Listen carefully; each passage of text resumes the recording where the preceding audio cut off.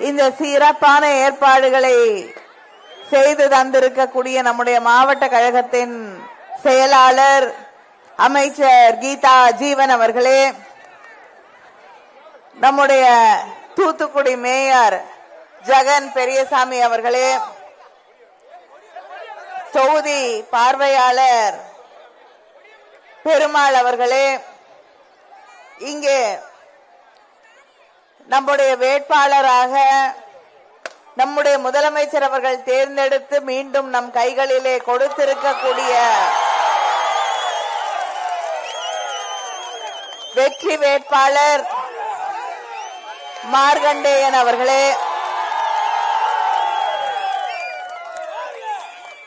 திராவிட முன்னேற்ற கழகத்தின் மூத்த நிர்வாகிகளே, முன்னணி செயல் வீரர்களே, நமது மத சார்பற்ற முற்போக்கு கூட்டணியை சார்ந்திருக்கக்கூடிய நிர்வாகிகளே, சகோதரர்களே, சகோதரிகளே, நம்முடைய அன்பு தலைவர் கலைஞரின் உயிரினும் மேலான அன்பு உடன்பிறப்புகளே, உங்கள் அத்தனை பேருக்கும் என்னுடைய வணக்கத்தை, நன்றியை நான் தெரிவித்துக் கொள்கிறேன். இந்த உச்சி வெயில் நேரத்தில் உதயசூரியனுக்காக வாக்கு கேட்க வந்திருக்கக்கூடிய எங்களுக்கு ஆதரவளிக்கக்கூடிய இத்தனை பேர் நின்று கொண்டிருப்பதை பார்க்கும் பொழுது வெற்றி உறுதி உறுதி உறுதி என்பதிலே எனக்கு எந்த சந்தேகமும் இல்லை. நம்முடைய வேட்பாளர் அழகான தமிழிலே பேசக்கூடிய வேட்பாளர், அதே நேரத்திலே மக்களை புரிந்து கொண்டிருக்கக்கூடிய வேட்பாளர். உங்களுடைய எல்லா கோரிக்கைகளையும் நிறைவேற்றுவதற்காக பாடுபடக்கூடிய வேட்பாளர். நீங்கள் கூப்பிட்ட குரலுக்கு ஓடோடி வந்து உங்களோடு நின்று பணியாற்றக்கூடிய வேட்பாளர்.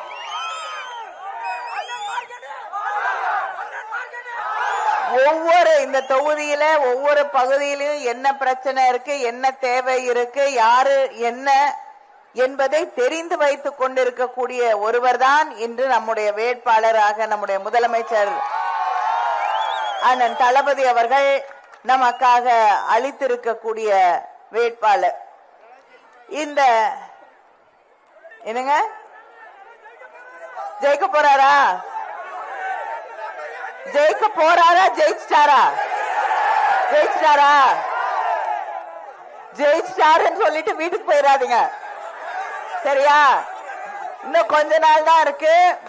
எல்லாரும் நல்லா வேலை செய்யணும், நல்ல வித்தியாசத்துல ஜெயிக்கணும். சும்மா ஜெயிச்சா பத்தாது, சரியா?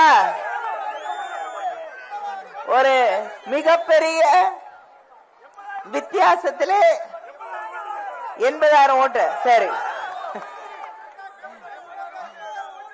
ஒரு நல்ல வெற்றியை நாம் பெற்றுத்தர வேண்டும்.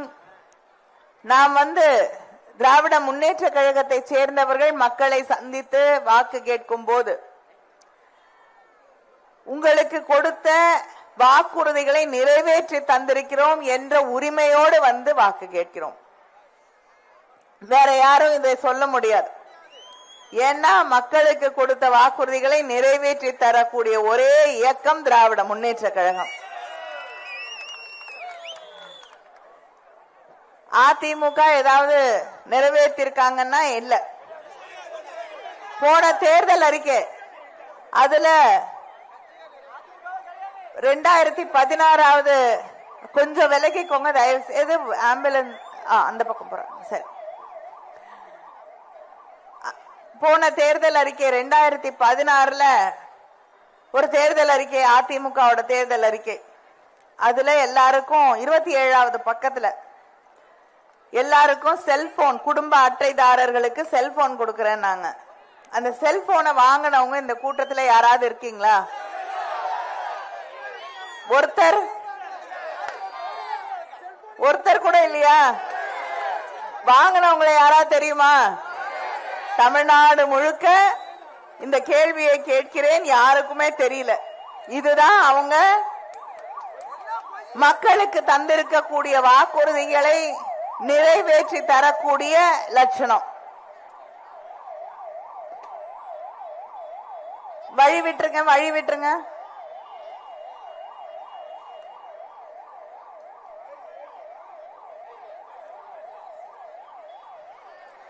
அதுவும் 108 ஆம்புலன்ஸ் நம்ம தலைவர் கலைஞர் அவர்கள் கொண்டு வந்ததுதான். இது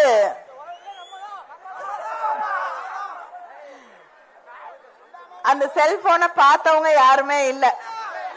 இந்த லட்சணத்துல தேர்தல் அறிக்கையில சொல்ற எதையுமே நிறைவேற்றாமல் எடப்பாடி பழனிசாமி சுத்தி வந்து எனக்கு ஓட்டு போடுங்கன்னா எதற்காக மக்கள் அவருக்கு வாக்களிக்க வேண்டும்?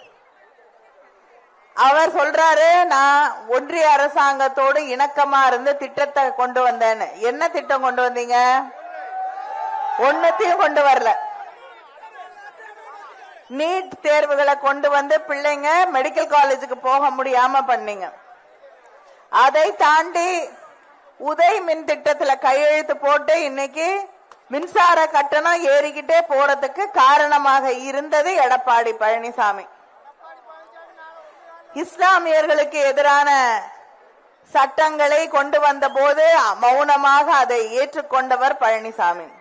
விவசாயிகளுக்கு எதிரான சட்டங்கள், தொழிலாளர்களுக்கு எதிரான சட்டங்கள் கொண்டு வரப்பட்ட போது அதுக்கும் எதிர்த்து பேசாம நான் காப்பாத்தினா, என்னை காப்பாத்தினா போதும், என் மேல கேஸ் போடாம இருந்தா போதும், யார் எப்படி போனாலும் கவலை இல்லை என்று நினைத்தவர்தான் எடப்பாடி பழனிசாமி.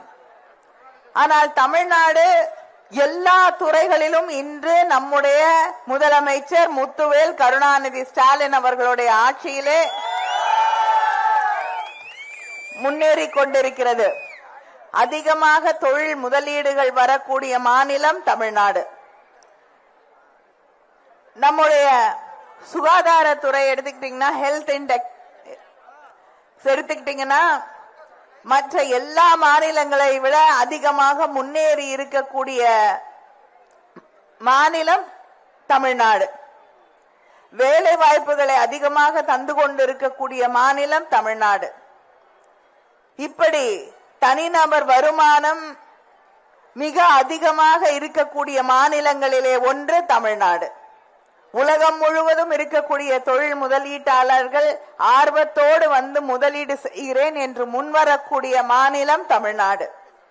இது எல்லாம் அங்க இருக்கக்கூடிய ஒன்றிய அரசு நமக்கு எதிராக இருக்கக்கூடிய நிலையிலும் சாதித்து காட்டிய முதலமைச்சர் நம்முடைய முதலமைச்சர் அண்ணன் தளபதி அவர்கள். ஆனா திரும்ப திரும்ப நம்மை எதிர்த்து ஒரு விஷயத்தை தான் அவங்க சொல்லிக்கிட்டே இருக்காங்க, ஒரு பொய்ய. ஏன்னா நம்ம எதிர்த்து சொல்றதுக்கு ஒன்னும் இல்ல. பிஜேபி பொய் நல்லா சொல்றதுக்கு சொல்லி தருவாங்க. வாட்ஸ்அப் யூனிவர்சிட்டி நடத்துறாங்க, தெரியும் உங்களுக்கு. அதனால அதை கற்றுக்கொண்டு எடப்பாடி பழனிசாமியும் பிஜேபியும் தமிழ்நாட்டில் அமைதி இல்லை, பெண்களுக்கு பாதுகாப்பு இல்லை என்கிறார். 5 ஆண்டுகளாக நடந்த இந்த ஆட்சி பெண்களுக்கான ஆட்சி என்று நான் பெருமையோடு சொல்லுவேன். பெண்களுக்கான உரிமை தொகை தந்த ஆட்சி நம்முடைய ஆட்சி. அடுத்த ஆட்சிக்கு வந்த உடனே அது 2000 ரூபாயாக உயர்த்தி வழங்கப்படும். பெண்கள் படிக்கிறதுக்காக தான் புதுமை பெண் திட்டம் கொண்டு வரப்பட்டது. அதுக்கப்புறம் தான் அது ஆண்களுக்கும் நீட்டிக்கப்பட்டது. மாதம் 1000 ரூபாய் படிக்கக்கூடிய நம்முடைய வீட்டு பெண்களுக்காக 1000 ரூபாய் கொண்டு வந்த ஆட்சி திராவிட முன்னேற்ற கழக ஆட்சி. இப்படி விடியல் பயணம், நகர்ப்புறங்களில் இருக்கக்கூடிய பேருந்துகளிலே பெண்களுக்கு கட்டணம் இல்லாத பயணம், விடியல் பயணத்தை கொண்டு வந்த ஆட்சி திராவிட முன்னேற்ற கழக ஆட்சி. வெளியூர்ல போய் வேலைக்கு போய் செய்து கொண்டிருக்கக்கூடிய பெண்களுக்கு பாதுகாப்பாக இருக்க வேண்டும் என்பதற்காக தோழி விடுதிகளை உருவாக்கி தந்திருக்கக்கூடிய ஆட்சி திராவிட முன்னேற்ற கழக ஆட்சி. அடுத்த முறை நாம் ஆட்சி பொறுப்பிற்கு வந்தவுடன் பெண்களுக்கு சுய உதவி குழுக்களிலே இருக்கக்கூடிய சகோதரிகளுக்கு தொழில் தொடங்க வேண்டும் என்றால் 5 லட்சம் ரூபாய் வரை மானியத்துடன் கடன் வழங்குவேன் என்று நம்முடைய முதலமைச்சர் அவர்கள் அறிவித்திருக்கிறார்கள். இதையெல்லாம் பெண்களுக்காக செய்து தந்து கொண்டிருக்கக்கூடிய நம்மை பார்த்து இந்த தமிழ்நாட்டில் பெண்களுக்கு பாதுகாப்பு இல்லை என்கிறார்கள். நான் ஒன்னே ஒண்ணு கேட்கிறேன். நம்மளை எதிர்த்து பேசக்கூடிய பிஜேபி அவங்க ஆட்சி செய்து கொண்டிருக்கக்கூடிய பெண்களுக்கு எதிராக ஒரு குற்றம் கூட நடக்க கூடாதுங்கிறதுல நமக்கு வேறுபட்ட கருத்துக்கள் கிடையாது. ஒரு குற்றம் நடந்தாலும் தவறுதான், நடக்க கூடாது. ஆனா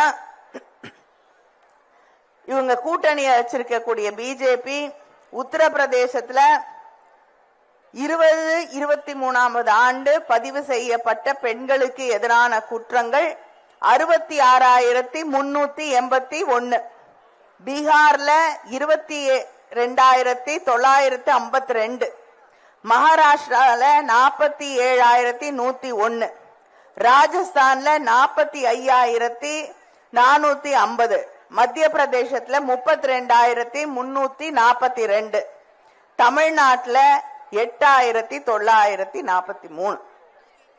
இது இருக்கக்கூடாது. ஆனால் நீங்கள் இங்கே எங்களை பார்த்து ஒரு குற்றச்சாட்டை வைக்கக்கூடிய அருகதை உங்களுக்கு இருக்கிறதா என்று நீங்கள் சிந்தித்து பார்க்க வேண்டும். அது மட்டும் இல்ல, இங்க ஒரு போலீஸ் ஸ்டேஷன்ல போய் கம்ப்ளைண்ட் பண்ணப்படும் போது அந்த கம்ப்ளைண்ட் எடுத்து சார்ஜ் ஷீட் போடுறாங்க. 91% சார்ஜ் ஷீட் செய்யப்பட்டிருக்கக்கூடிய மாநிலம் தமிழ்நாடு. நடவடிக்கை எடுக்கப்பட்டது. யாருக்கு அநீதி இழைக்கப்பட்டிருக்கிறதோ அவர்கள் கைது செய்யப்படுகிறார்கள். அவங்க மேல வழக்கு போடப்படுகிறது, விசாரணை நடக்கிறது, நியாயமான தீர்ப்பு கிடைக்கிறது. ஆனா இவங்க கூட்டணி வைத்திருக்கிறார்களே, தேசிய சராசரி பிஜேபி ஆட்சி செய்து கொண்டிருக்கக்கூடிய இந்த நாட்டிலே 70% கூட சார்ஜ் ஷீட் கூட போடுறது கிடையாது மற்ற மாநிலங்கள்ல.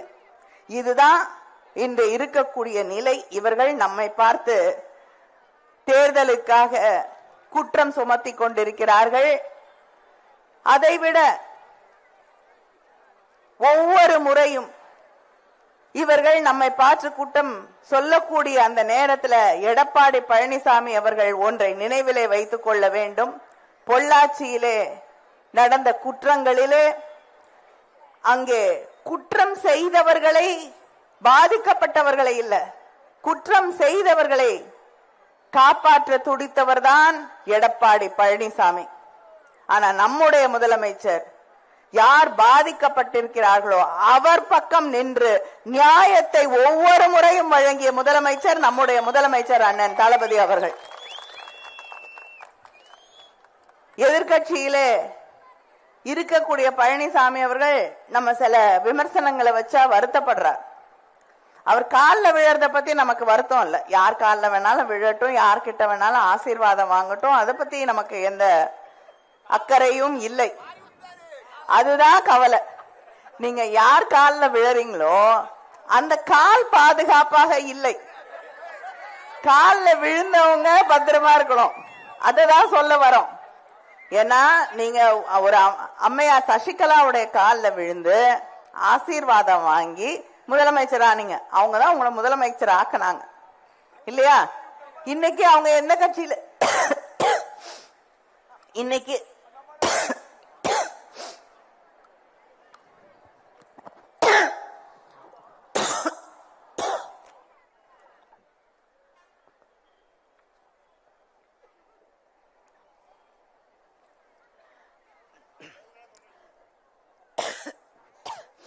சாரி மன்னிக்கணும், இன்னைக்கு அவங்க எந்த கட்சியில இருக்காங்க? அதிமுக இருக்காங்களா? அதிமுக அலுவலகத்துக்கு வர முடியுமா? இன்னைக்கு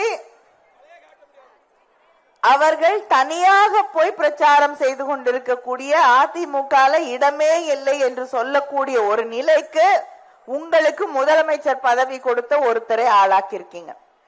இவருக்கு முன்னாடி முதலமைச்சராக அம்மையார் ஜெயலலிதா அவர்கள் நியமித்த ஓபிஎஸ் அவர்கள் எங்க இருக்காரு? நம்மோடு. தமிழ்நாட்டை காப்பாற்றக்கூடிய ஒரே தலைவர் நம்முடைய அண்ணன் தளபதி அவர்கள் என்று நம்மோடு தன்னை இணைத்துக் கொண்டிருக்கிறார். இதுதான் நாங்க சொல்றோம். அவரை நம்பினா அதனால தமிழ்நாட்டு மக்கள் தெளிவாக புரிந்து கொண்டிருக்கிறார்கள், இவரை நம்பினால் கைவிடப்படுவோம் என்று. இல்லையா? தமிழ்நாட்டுக்கு தொடர்ந்து துரோகம் செய்து கொண்டிருக்கக்கூடிய ஒருவர் தான் எடப்பாடி பழனிசாமி. அவரை இந்த தேர்தலிலே தமிழ்நாட்டு மக்கள் அவருக்கு ஒரு சரியான பாடத்தை புகட்ட வேண்டும்.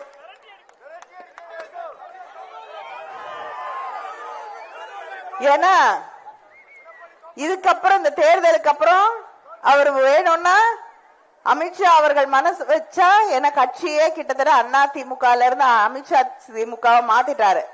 அதனால அமித்ஷா அவர்கள் மனது வைத்தால் அவரை ஏதாவது ஒரு மாநிலத்துக்கு கவர்னரா வேணா அனுப்பலாம். அவருக்கு பிடிச்ச மாநிலத்தை தேர்ந்தெடுத்து வச்சுக்கிட்டோம், அங்க போலாம்.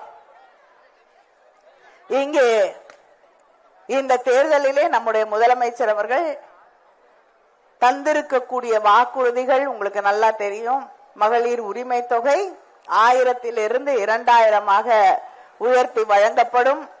அது மட்டும் இல்லாமல் மாணவர்களுக்கு, கல்லூரியில படிக்கக்கூடிய இளைஞர்களுக்கு, இளம் பெண்களுக்கு தரக்கூடிய அந்த 1000 ரூபாய் 1500 உயர்த்தி வழங்கப்படும். விவசாயிகளுக்கு 20 லட்சம் விவசாயிகளுக்கு மேல் பயன்படக்கூடிய வகையிலே எந்தவித மீட்டரும் பொருத்தப்படாத மின் மோட்டார்கள் 20 லட்சம் விவசாயிகளுக்கு மேல் வழங்கப்படும். படித்து முடித்துவிட்டு வேலை தேடக்கூடிய இளைஞர்கள், அவங்களுக்கு நம்முடைய ஆட்சி வந்தவுடன் மாதம் 1500 ரூபாய் வழங்கப்பட்டு அவங்களுக்கும் பயிற்சிகள் வழங்கப்படும். வேலை கிடைப்பதற்கான பயிற்சிகள் வழங்கப்படும். அந்த 6 மாசத்துக்கு அவங்களுக்கு 1500 ரூபாய் ஒவ்வொரு மாதமும் வழங்கப்படும்.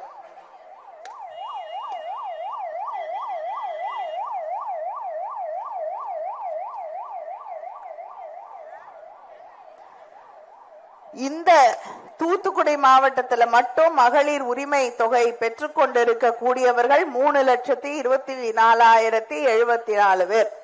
அவங்க அத்தனை பேருக்கும் அடுத்த மாசத்துல இருந்து நம்ம ஆட்சி வந்த பிறகு அது 2000 உயர்த்தி வழங்கப்படும். தூத்துக்குடி மாவட்டத்தில் மட்டும் வழங்கப்பட்டு இருக்கக்கூடிய பட்டாக்கள் 58,469. மக்களை தேடி மருத்துவத்துல வீடு தேடி கொண்டு வந்து மருத்துவ பயன்களை தரக்கூடிய ஆட்சி திராவிட முன்னேற்ற கழகம். நம்முடைய ஆட்சியில 6,80,000 பயனாளிகள் இந்த மாவட்டத்துல, நம்ம மாவட்டத்துல மட்டும் இதனால் பயன்பெற்றுக் கொண்டிருக்கிறார்கள். நம்ம ஆட்சியில விளாத்திக்குளத்துல பனை பொருட்கள் குழுமம் கிளஸ்டர் அது கொண்டு வரப்பட்டு அதற்கான பணிகள் தொடங்கப்பட்டு பனை பொருட்களுக்காகவே ஒரு குழுமம் தொடங்கப்பட்டது நம்முடைய திராவிட முன்னேற்ற கழக ஆட்சியிலே. அது மட்டும் இல்லாமல் 363 ஊரக குடியிருப்புகளுக்கு தண்ணீர் கிடைக்கக்கூடிய கூட்டு குடிநீர் திட்டம் 430 கோடியில கொண்டு வரப்பட்டு இன்று மக்களுடைய பயன்பாட்டிற்கு வழங்கப்பட்டிருக்கிறது. 363 குடியிருப்புகளுக்கு, ஊரக குடியிருப்புகளுக்கு பயன் தரக்கூடிய வகையிலே சுப்பிரமணிய சுவாமி அரசு கலைக்கல்லூரி மற்றும் அறிவியல் கல்லூரி இங்கே தொடங்கப்பட்டிருக்கிறது. விளாத்திக்குளம் அரசு மருத்துவமனைக்கு 5 கோடி மதிப்பீட்டில் புதிய கட்டடம் கட்டி தரப்பட்டிருக்கிறது. சிவஞானபுரத்தில் ஆரம்ப சுகாதார நிலையம் உருவாக்கி தரப்பட்டிருக்கிறது. நம்ம தொகுதிக்கு மட்டும் கொடுக்கப்பட்டிருக்கக்கூடிய வீட்டுமனை பட்டாக்கள் 7,464. என்னுடைய எம்பி நிதி அதிலிருந்து இந்த தொகுதிக்கு மட்டும் 4 கோடி நிதியை நான் வழங்கி இருக்கிறேன். அது உங்க சட்டமன்ற உறுப்பினர் உங்களுக்காக பெற்று தந்தது. இதையெல்லாம் செய்து தருவதற்கு சகோதரிகள் ஆவலோடு காத்து கொண்டிருக்கக்கூடிய 8,000 ரூபாய் கூப்பனை வழங்குவதற்கு நீங்க பக்கத்தில் இருக்கக்கூடிய கடையில போய் நீங்க விரும்பியதை வாங்கி கொள்ளக்கூடிய வாய்ப்பை நம்முடைய முதலமைச்சர் அவர்கள் உங்களுக்கு வழங்கி இருக்கிறார்கள். இதையெல்லாம் செய்து தருவதற்கான ஒரு வாய்ப்பை எங்களுக்கு நீங்கள் மீண்டும் உருவாக்கி தர வேண்டும் என்று உங்களை எல்லாம் வேண்டி கேட்டுக்கொள்கிறேன். மறவாதீர்கள், உங்கள் சின்னம், உங்களுடைய வேட்பாளர், உங்களுடைய முதலமைச்சர். நன்றி, வணக்கம்.